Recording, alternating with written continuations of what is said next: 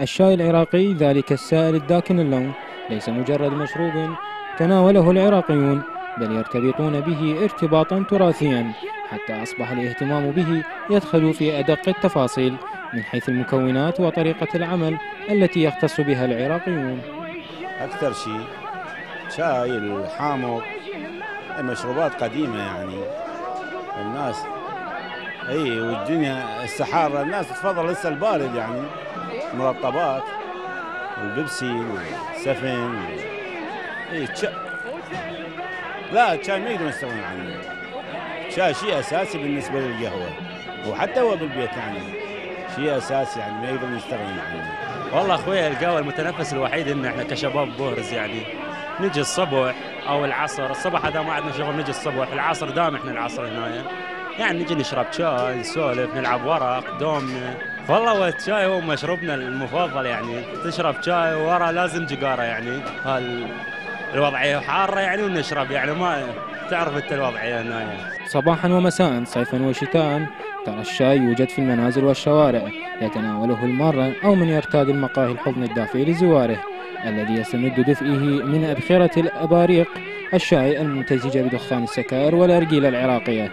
قدم العلاقة بين العراقيين والشاي جعل له مكانا مميزا حتى في المعتقدات والأمثال الشعبية، إذ يدخل في بعض الخرافات السائدة في المجتمع العراقي قديما وما زالت تذكر للتسلية حديثا. نشرب حامض، شربت يا عيني شربت، نشرب شربت جاي وشاي. مش مرتاح لك، هو اكو واحد مرتاح بالعراق؟ اكو واحد بالعراق مرتاح؟ ماكو. العب عيني.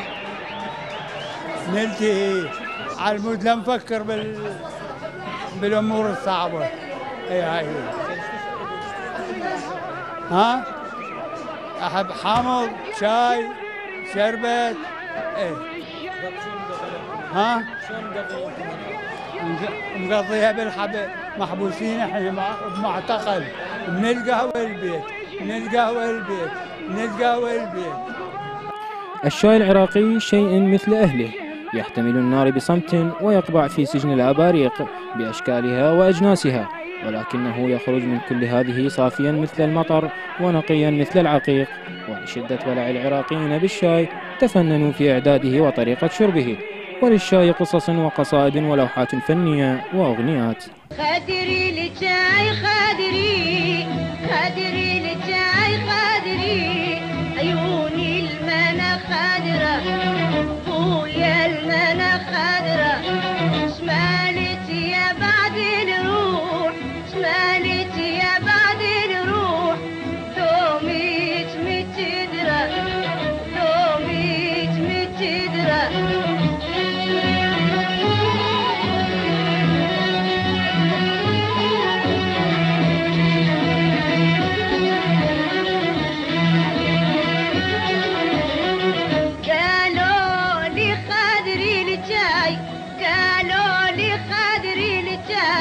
وشلون خضرة، وشلون خضرة، وشلون اصفي الماي، وشلون اصفي الماي، وشلون فورة. حرارة الصيف لم تمنع حب العراقيين طويل العهد والمتجذر مع الشاي أو توقفهم عن تناوله رغم حرارته.